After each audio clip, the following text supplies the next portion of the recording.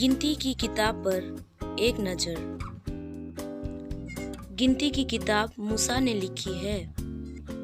उसने सीने बिराने में यह किताब लिखनी शुरू की और मुआब के मैदान में पूरी की। इस किताब में 38 साल और 9 महीने की घटनाएं दर्ज है, यानी ईसा पूर्व 1512 से लेकर ईसा पूर्व 1473 तक।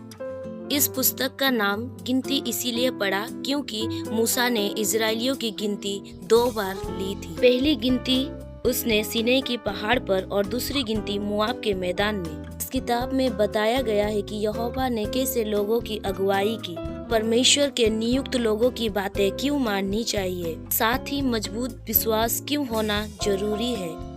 गिनती की किताब में 36 अध्याय है।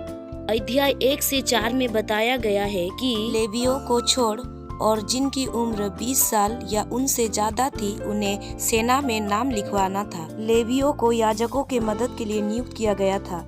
अध्याय 5 से 9 शादीशुदा जिंदगी में वफादार रहने, अशुद्ध लोगों को दूसरों से अलग रखने, नाजिर बनने की मन्नतों के बारे में बताया गया है। 10 में बताया गया है कि इजराइल अपने अपने गोत्रों के हिसाब से सीने बिराने से रवाना हुए। अध्याय 11 में बताया गया है कि जब यहोवा ने लोगों को खाने के लिए मन्ना दिया तब लोग कुड़कुड़ाने लगे।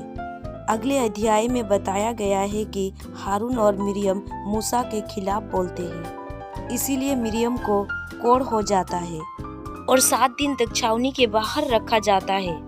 अध्याय 13 और 14 में बताया गया है कि गोत्रों में से एक प्रधान को चुना गया। 12 प्रधानों को कनान देश की जासूसी करने के लिए भेजा गया। 10 जासूसों ने उस देश के बारे में बुरी बुरी बातें बताई।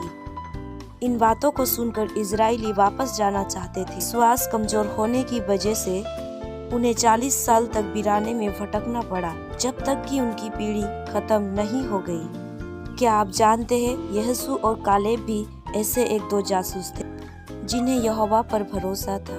यही 2 जासूस वादे किए हुए देश में कदम रखते हैं और ऐसा ही हुआ।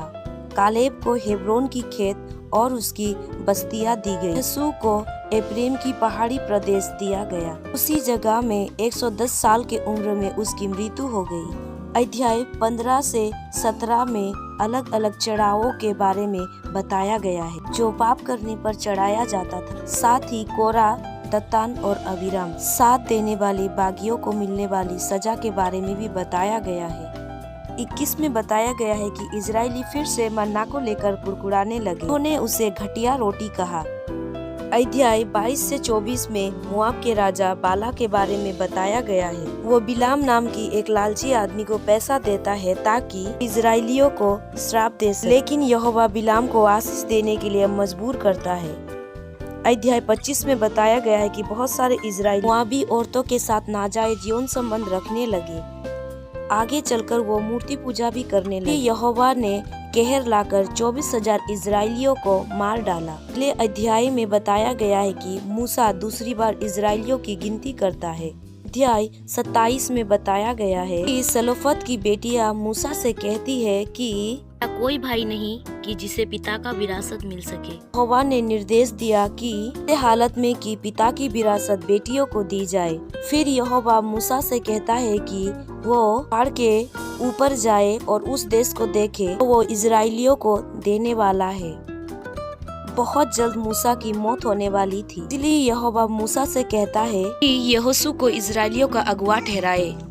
अध्याय 31 से 36 में बताया है कि यरदन नदी पार करने से पहले कनान देश की जमीन बांटने और दूसरों कुछ मामलों के लिए हिदायत दी। गिनती की किताब पढ़ते वक्त ध्यान दीजिए कि यहोवा कैसे सब्र से लोगों की अगुवाई करता है।